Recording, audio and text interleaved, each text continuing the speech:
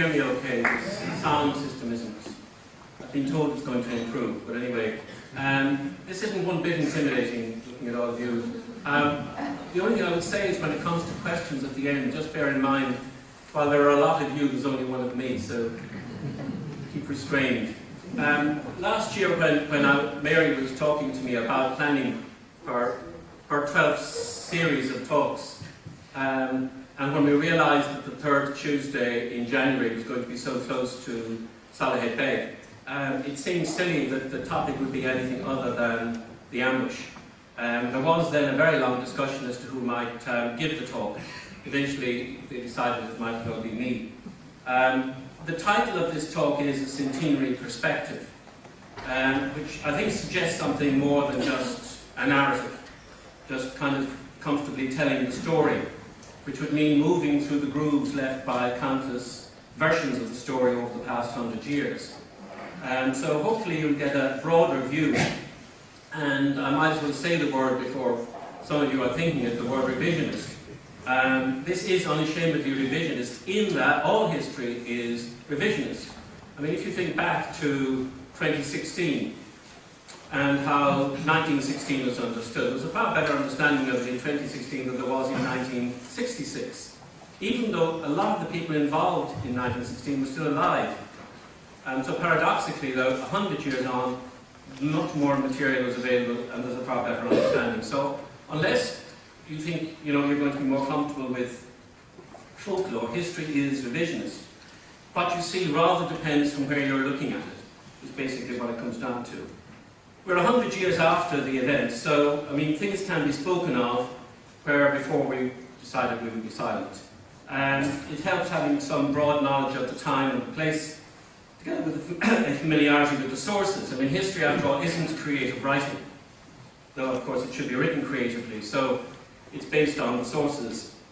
It's my intention, this presentation will last about 50 minutes, which is the good news. I was at a talk recently, and the speaker was still going strong 2 hours into the presentation, so about 50 minutes. Rather than I talking at you for 50 minutes, I decided it would be a much better idea to use, and I'm using 10 original source documents. And as Mary mentioned, I don't like PowerPoint, so I asked Cathal. I'm sure many of you, Cathal is one of these people who has one foot in Tipperary and one in Thurles, and many people know him from his acting. And I think at the moment he's preparing for Devil Era, so this will be a stage presentation, so this will be good practice. So straight away, this is the first. As I said, there are 10 documents, and I want to talk around them. That's how I've structured this talk. This first talk really is, the first document is a bit unusual, and it's not in the 3rd Brigade.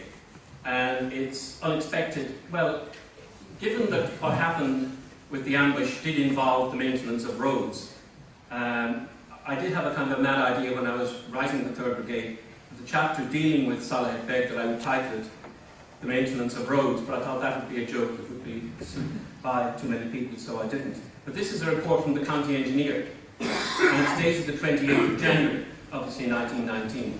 And it's a report he made to the county council and to the Rural District Council.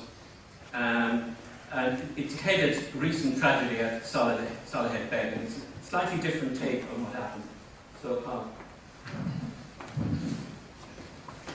I regret to have to report that on Tuesday the 21st instant, Quarry Foreman P. Flynn was proceeding from Tipperary to Soloheadbeg Quarry with 160 pounds of explosives, accompanied by an escort of 2 members of the Royal Irish Constabulary and a carter. Within a couple of yards of the quarry, they were attacked by a party of armed men. The 2 policemen were shot dead, and the explosives were stolen. I have been informed by the police authorities that no further permits for the use of explosives will be granted.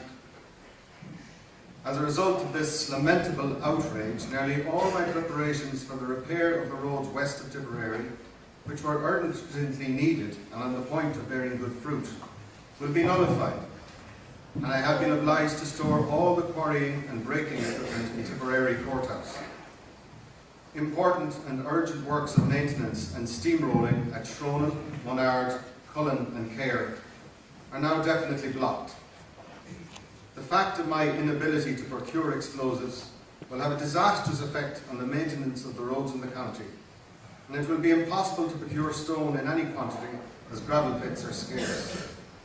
This unfortunate incident comes at a most inopportune time, as all the contract roads of the county were advertised for tender, and under the circumstances, few contractors will tender.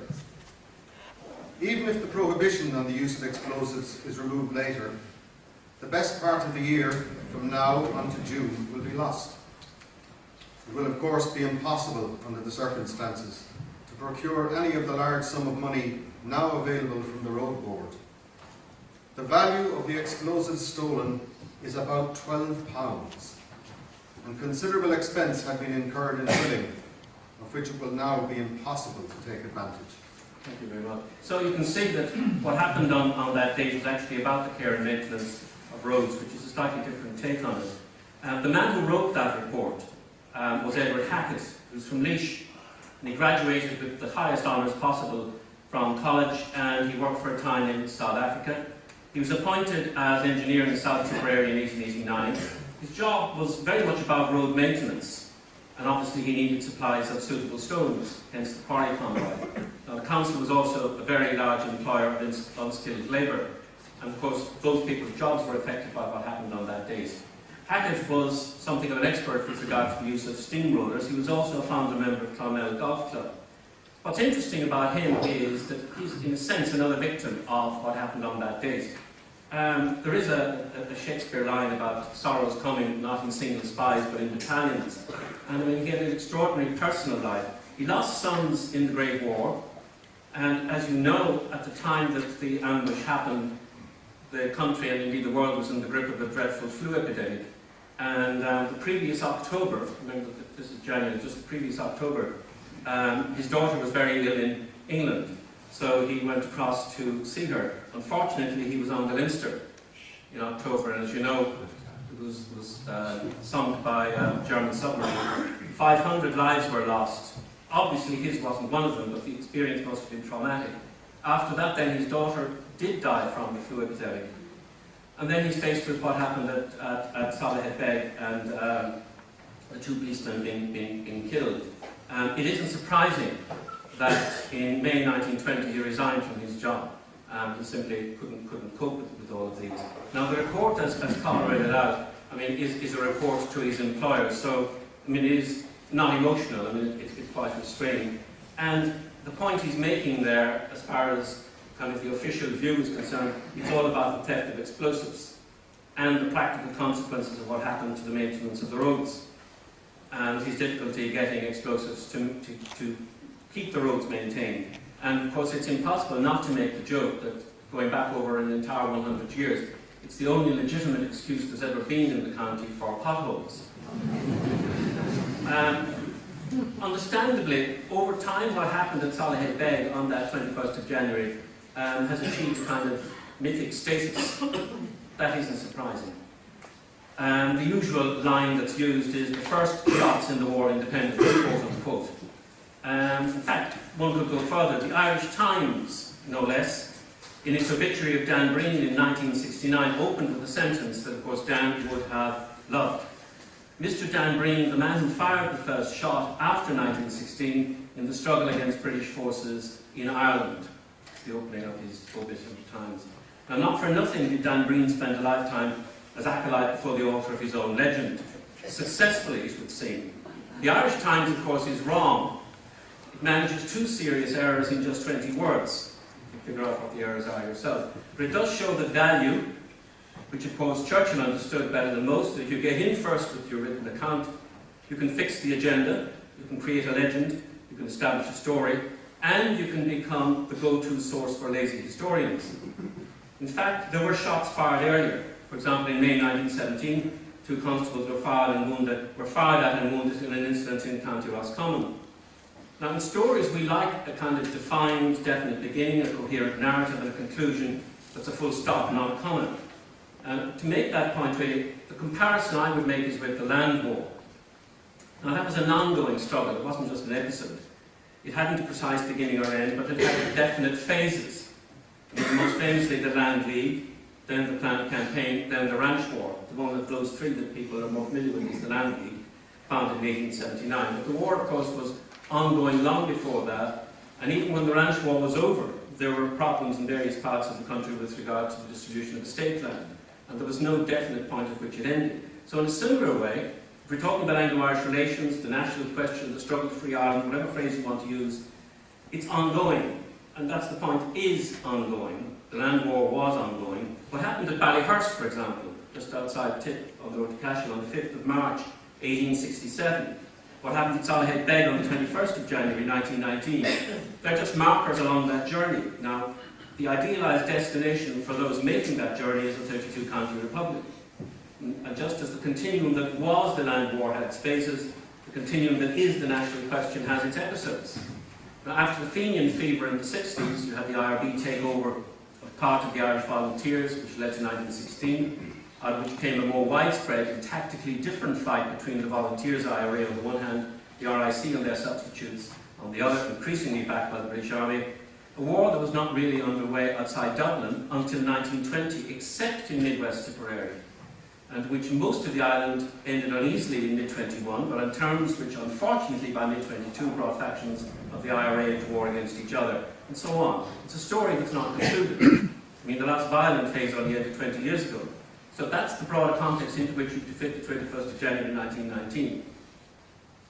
So, so in all of this, 21st of January is an interesting date, of course. Now this is the next document, and it's again, maybe a little unexpected. It's from Michael O'Sullivan, the 8th Battalion, 1st Cork Brigade. And this allows us to see the 21st of January as a marker, and Tipperary people emphasise its importance, is at best tentative. It's propped up by what happened in the Mansion House on the same date. Can I be heard on the back? He's from Cork, so bear with me. On the 7th of July 1918, there was an incident at the mouth of the Glen. About halfway between Ballyvourney and Ballygary, an IROC had been proclaimed, which was to be held at Ballyvourney that day, and its venue was moved to Coomacloran, about 7 miles away. 2 RIC men on a sidecar were on their way through the Glen, and it was known they would be going back that way to their own barracks. RIC had been drawn in from a number of outlying barracks to enforce the law, assisted by military from Macroom. It was decided to attempt to disarm the 2 above mentioned, and reluctantly, at my brother's order, I handed over my revolver to Daniel McSweeney. A party including him, James Moynihan, Gortnascarty, Neil Riley, Ballyvourney, Johnny Lynch of the Glen, and Ty Tooney, Ballingary, took up position at the mouth of the Glen. They watched out, and when the sidecar appeared, they jumped from behind a rock and dragged the police off the car. There was a scuffle on the road, and one of the police, who held onto his carbine, was wounded severely by a shot in the neck. He recovered eventually. However, their carbines and ammunition, 50 rounds each, were taken and formed the nucleus of our service rifles in the battalion. Thank you. Now, the point about that is, I'm sure when there was a reference to the Glen, you thought maybe it was the Glen of Arlo or something, and the weapons were taken, which was the object of the exercise, but no one died. Now, the episode was just about 6 months before Soloheadbeg. It was part of an ongoing search for arms that was an essential part of the volunteer activity. Now, had the 2 policemen been killed, pure accident they weren't, how would that attack be now viewed? Now, 2 policemen were killed outside Tipperary town at Easter 1916, and nothing much happened. But then, of course, the country was distracted about what was happening in Dublin. The Ballyvourney incident, had the policemen been killed, would not have been ignored. It happened around 8 weeks after the so-called German plot, when Republican leaders were arrested as part of a government plan to defuse the anti-conscription cause that was playing so well for Sinn Féin. The German plot came out of Dublin Castle, not Berlin, but had there been 2 dead policemen, it would have reinforced the Castle narrative. Now, I don't think that there is much to disagree with in Seamus Robinson's analysis, and he delivered that, of course, decades after the event. I think I can postulate that Soloheadbeg was the accidental starting point what became known later as the Tan War. I have said accidental because providential might sound a bit presumptuous, and because volunteers all over the country were as prepared, as anxious, and as willing as we to see the ball rolling, and would have started it in similar circumstances. Thank you. The point I'm making is that we need to look at Soloheadbeg outside the way Tipperary people are kind of conditioned to look at it, that it's not quite maybe what we think of it. Now, Robinson in that quotation mentioned volunteers all over the country, that they were as prepared, as anxious, and as willing to get going. He was, of course, being very diplomatic. That absolutely isn't true. Somebody once said that writing county studies of the War of Independence, and quite a few have been published, but for various counties, Cathal O'Donoghue, Westmeath, very, very thin volumes. So, I mean, what he's saying, it's only some parts of the country that these kind of activities might have happened. Now, one of the aspects of life that was very particular to Midwest Tipperary, and not that many other places in the country, was the mass outbreak of drilling, which again you saw featured in the movie. Now, writing in November 1917 to the Chief Secretary, the press censor in Ireland was clear that the national newspaper coverage of volunteers drilling was routine, so they had no problem with it. But the details provided by the provincial press, particularly in Tipperary, was sinister and frequently seditious.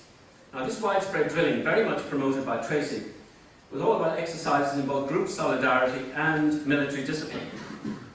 And it threw volunteers and the RIC headlong against each other, creating platforms of hostility and contempt, no doubt mutual, which was a suitable preparation for the more direct confrontation of January 1919. Now, the police procedure was that two constables independently wrote reports, preliminary to the authorities deciding on prosecution. Theoretically, they wrote the reports independently. They didn't, of course. Now, emphasis in the report was on the aspects of the activity that might most easily be deemed illegal if prosecution would follow. Now, the next bit that's going to be read is Constable P.J. Murtaugh's report, and it's dated the 10th of December 1917. And it's about what he and his colleague, Constable Canty, witnessed the previous day in Solohead, which was Sunday, which was the main day, because obviously people were working the rest of the week. Both constables were based at Limerick Junction. So this is his report. Writer and Constable Michael Canty, while on patrol today, saw at about 12 noon John Tracy, released prisoner, Soloheadbeg, this sub-district, who wore the following articles of military equipment: haversack, belt, puttees and cap. Blow a whistle and immediately 70 men and boys fell into two ranks. Tracy then used the following words of command: number, 4 and 4s, right, by the left, quick march.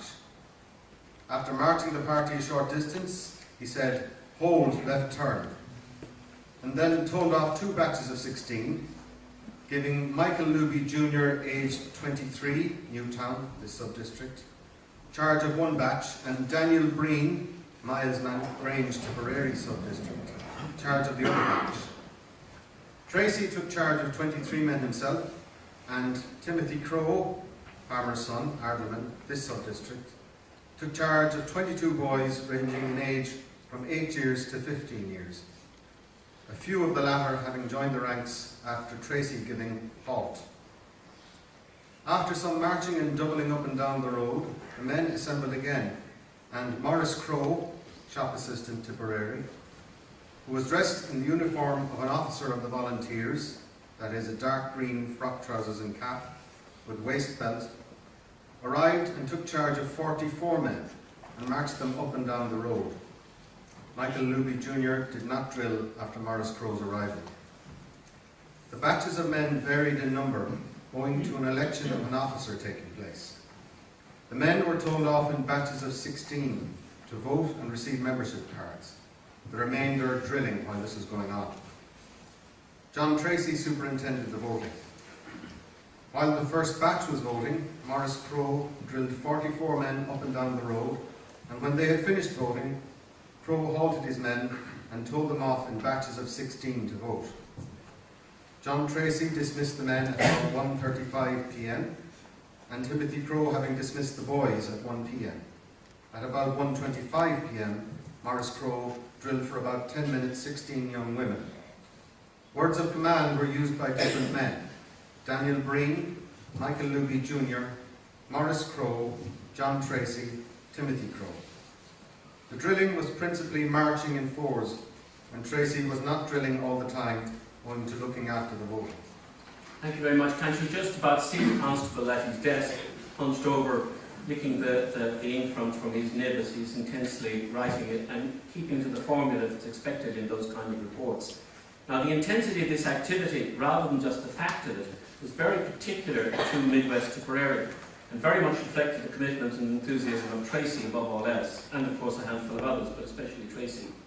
Now, in understanding an episode, an event or an incident, and that's what we're trying to do here today, it's useful to identify particular or even peculiar factors. Now, something usually not referenced and entirely peculiar to Tipperary town and district, which I would argue had a definite but unmeasurable impact on volunteers like Tracy, Breen and others, was the fact that during these years what one might term contrapuntal drilling, that by Tracy and company in one context set against that of British Army recruits in a different context. So lots of drilling, lots of uniforms.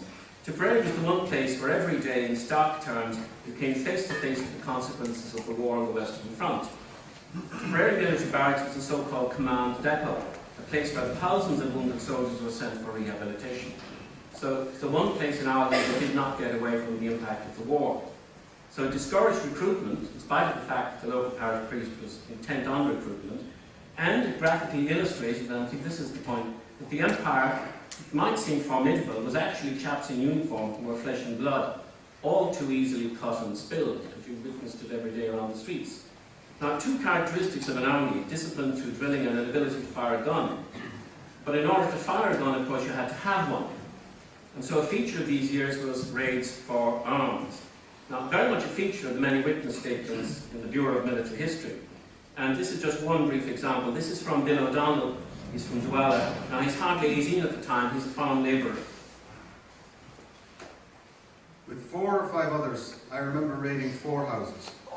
Those of Colonel Murphy, an ex-British Army officer at Ballinamona, Jerry Murphy, Hillhouse Cashel, Dr Cusack's Cashel, and Paul Cusack's of Mount Judkin Cashel. At Colonel Murphy's we got 2 shotguns, a blunderbuss and 2 swords. And we got a shotgun at each of the other 3 houses. Now, no doubt, I mean, it was very exciting. I mean, as I said, this chap, he was 18. But I mean, what about the people whose houses were raided? And raid is the word that's normally used. Attacked, of course, is a more accurate word.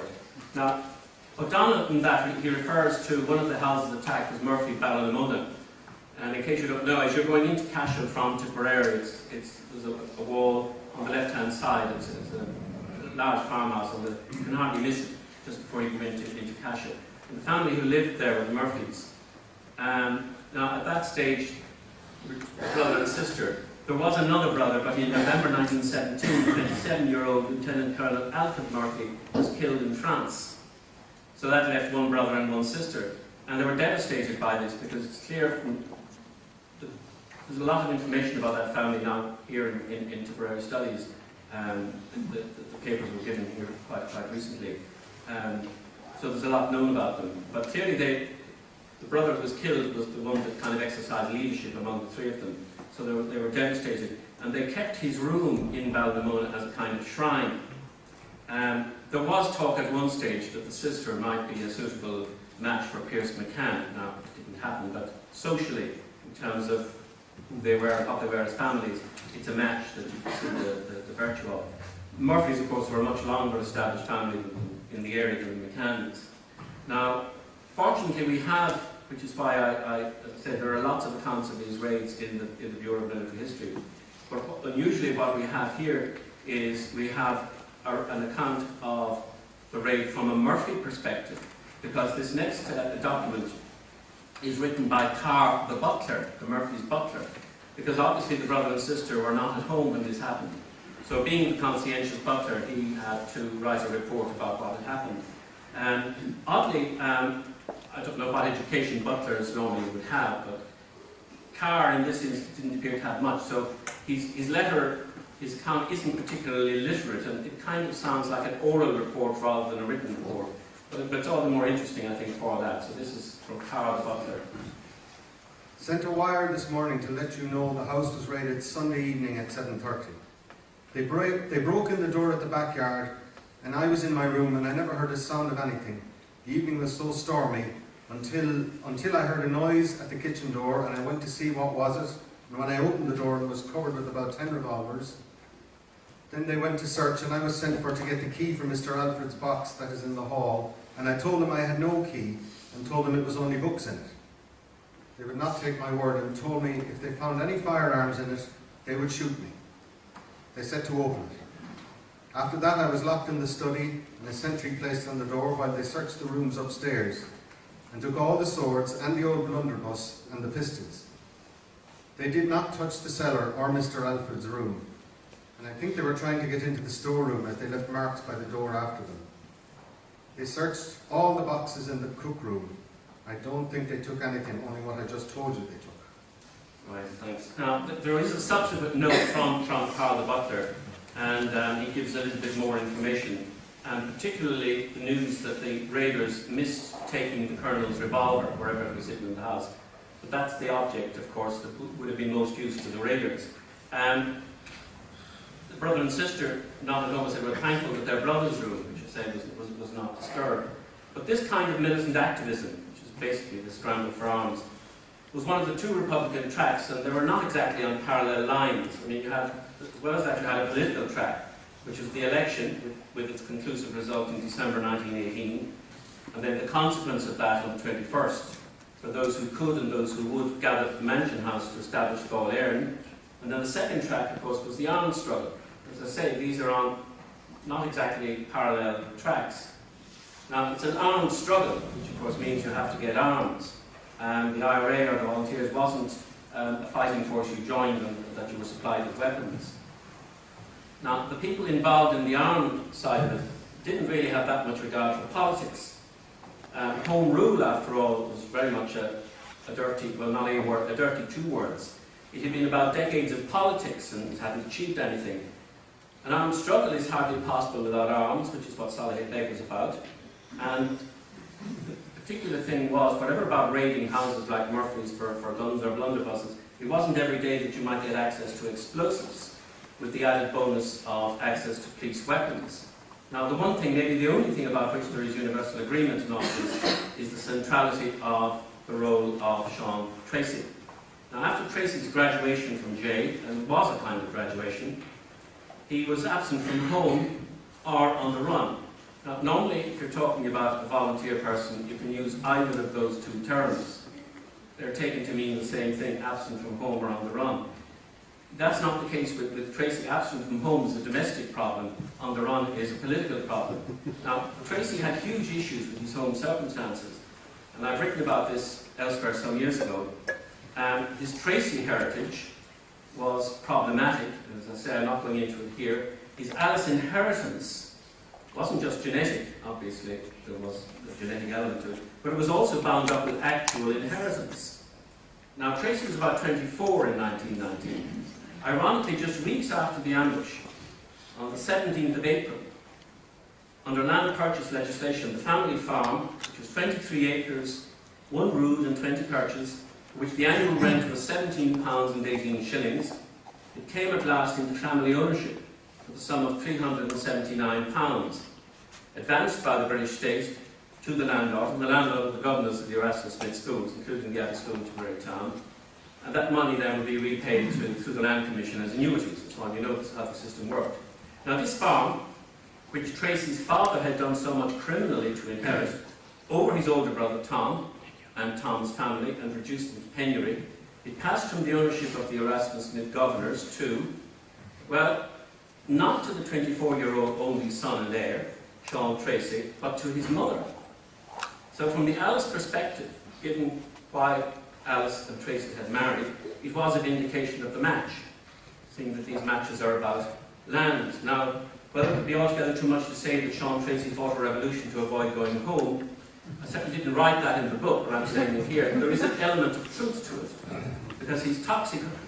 His home circumstances were so toxic, and one should resist getting into the kind of psychoanalysis of these people, but it is what makes looking at these people interesting, far more interesting than the way they were looked at when Des Marnane, for example, wrote his book which was published in 1945. And of course, a lot of the research he gathered in the 40s he wasn't able to use. And, there were certain expectations at that time as to what kind of book it would be.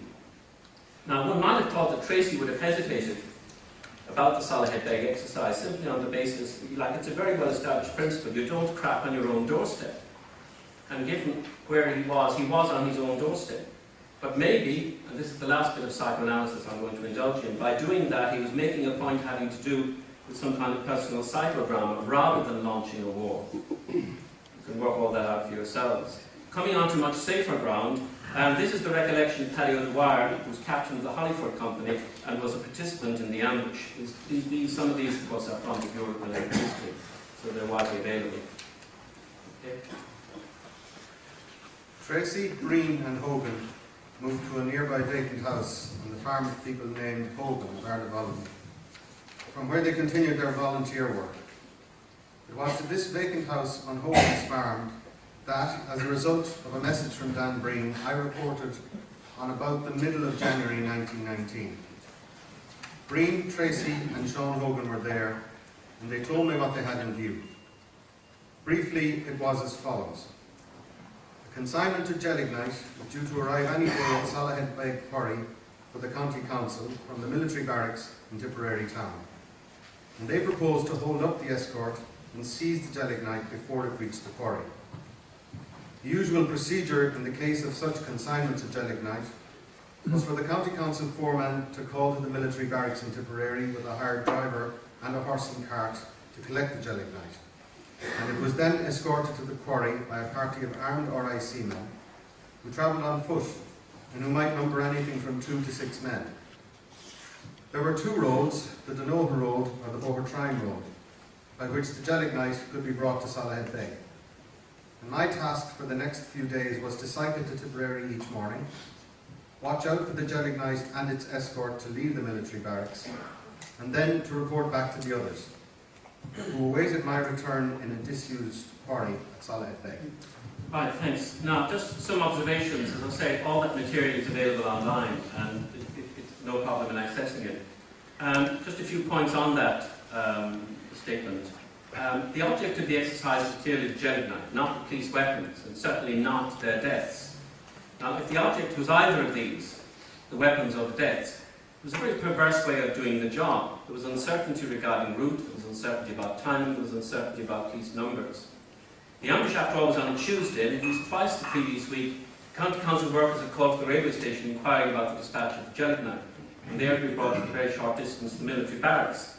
Now, incidentally, with all the hanging about and those waiting being watched, it says little for the skill of the RIC, and confirming what I have concluded, that on the part of some RIC there was a good deal of not seeing what was there to be seen.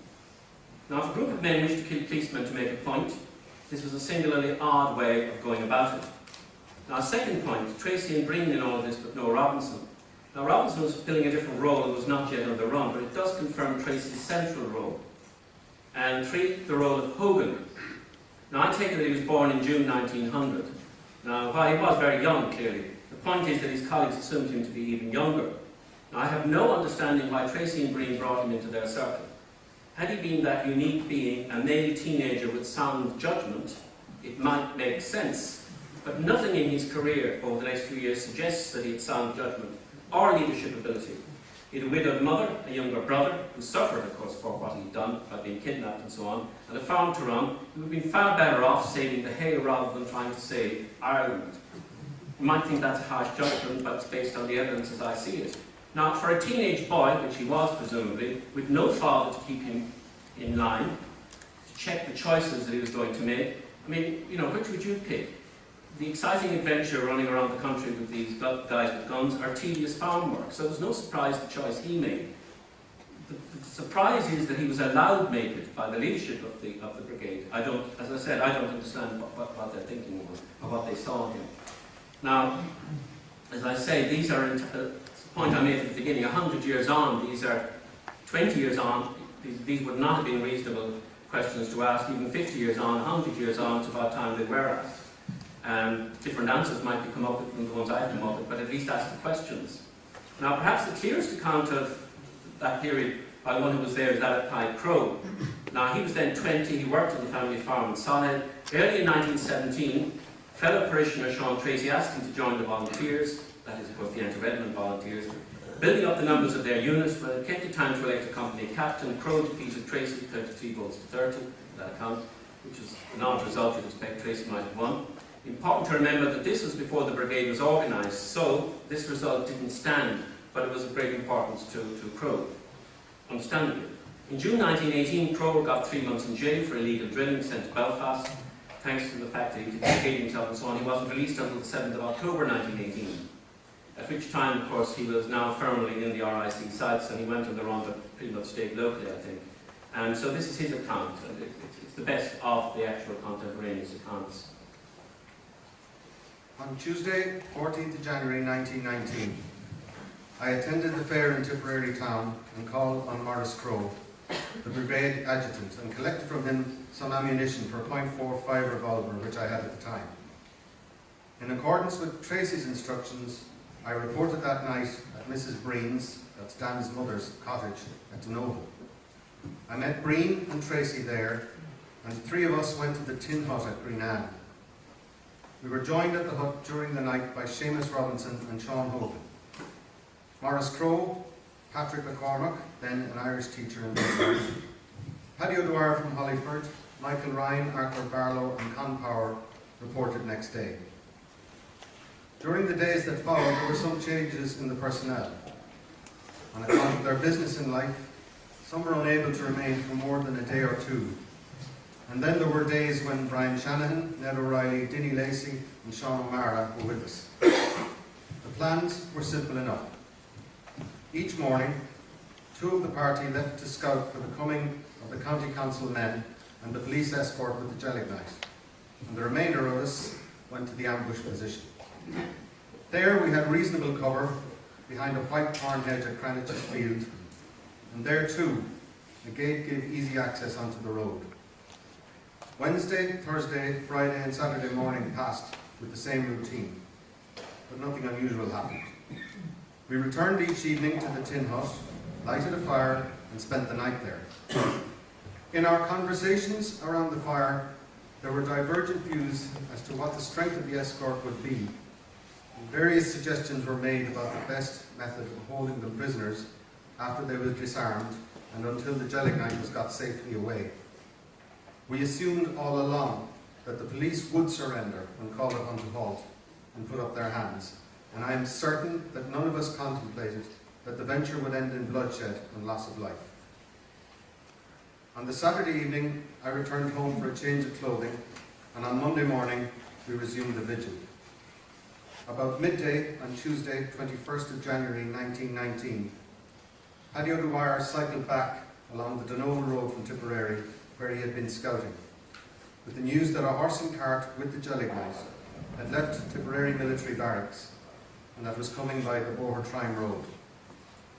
It was accompanied by Edmund Godfrey, driver of the horse and cart, a county council ganger named Patrick Flynn, and 2 RIC men, Constables O'Connell and MacDonald.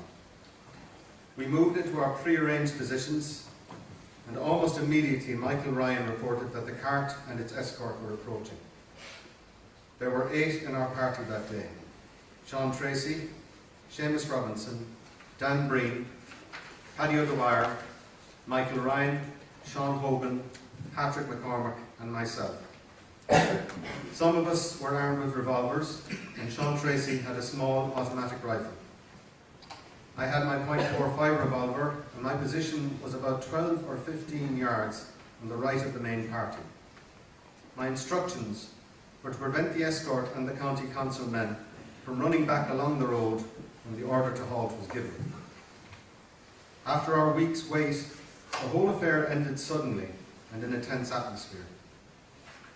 My recollection is that the 2 RIC men armed with carbines were walking behind the horse and cart when it came into the ambush position. There were several shouts of "hands up." I myself shouted that command at least 2 or 3 times. I saw one of the policemen move up to the cart and crouch down beside it. From the position he took up and the manner in which he was handling his carbine, I was satisfied that he was going to offer resistance. We had instructions not to fire without orders from Seán Tracy or Seamus Robinson, but as far as I could judge, the cart and the boxes of gelignite on it were shielding this policeman from their view. I fired 3 shots at him. One was ineffective, and the other 2 hit him in the arm and back.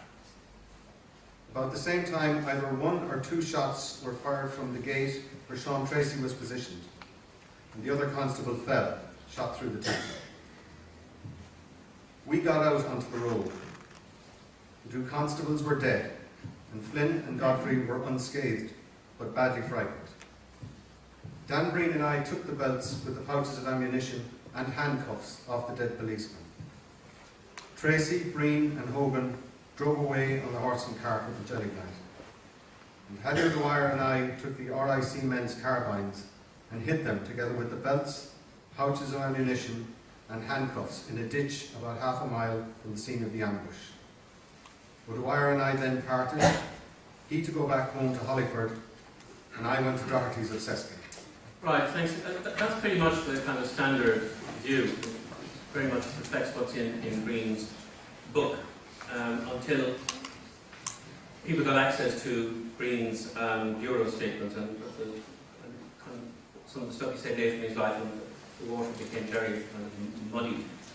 There is an odd omission, and again, I can only point out the omission. I don't know what the reason for it is in all of this, and that's the fact that James Kilmartin is not involved in the story. He's captain of the Soloheadbeg Company. One would expect he would be there. I don't know why he wasn't. Okay, it was a brigade exercise, but it wasn't Solohead, and as I say, I'm just pointing out that he wasn't there. I don't know why. The other thing that's missing from all the accounts is any indication that there was a getaway plan, which is, if you stop to think about it, you've seen 1,000 movies, people plan to rob a bank or to do something, and that's an aspect of how do we get away.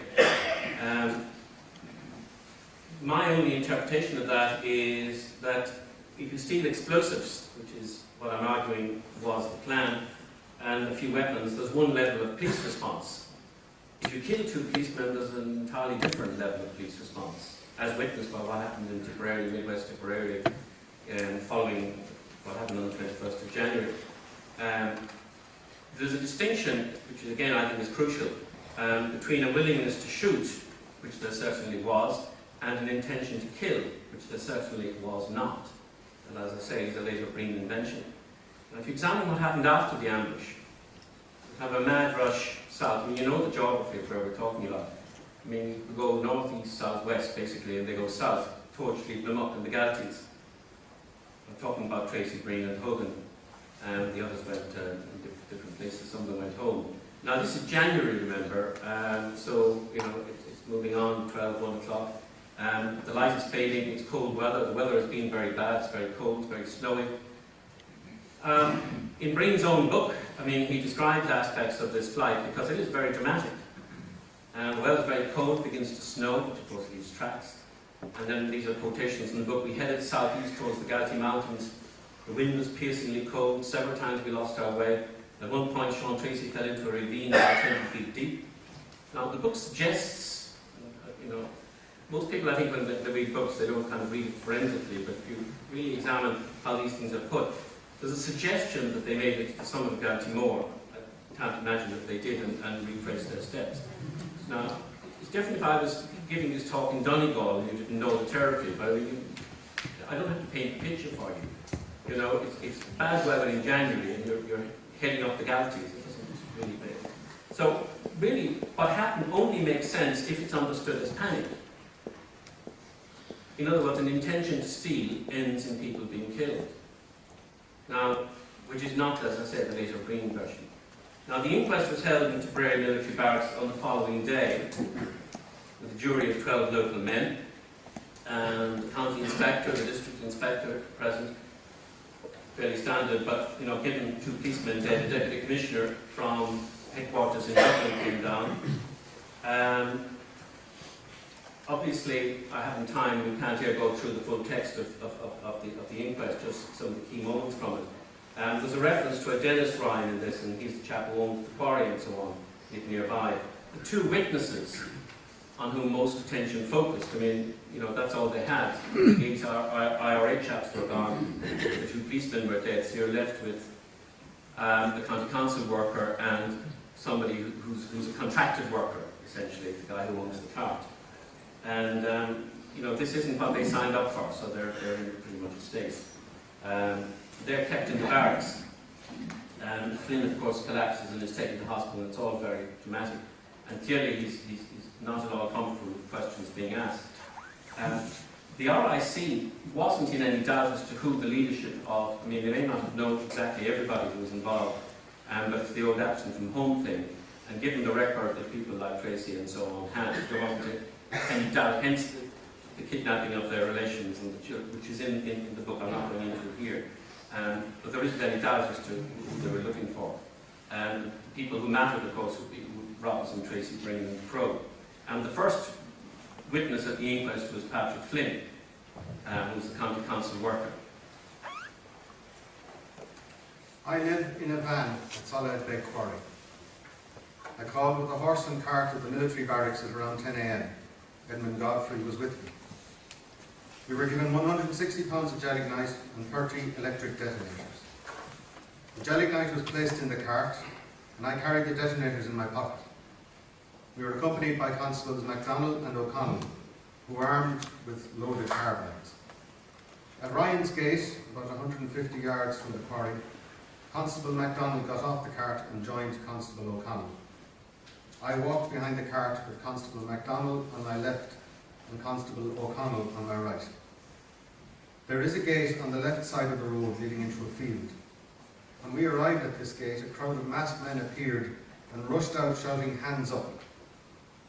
They carried revolvers. When I heard the shouts, I stepped to the right-hand side of the road, and immediately I heard the report of firearms. It seemed as if they all went off together in one volley. I was greatly excited. No, I mean, whatever his political sympathies, Flynn knew enough to give little away. I mean, for example, there was no attempt by him to sequence the shots, and of course no recognition of anybody. No one at the inquest was impressed. I mean, one of the jurors asked, "Did you go over to see if they were dead?" No, we went down at once to Dennis Ryan's, and then I came in to report the matter to the police. Did you actually leave them there without seeing whether they were alive or dead? We went down to Ryan's. You were two cool customers. We did not know what we were doing at the time. We were so upset and excited. Did you run away? No, I walked down the road to Ryan's.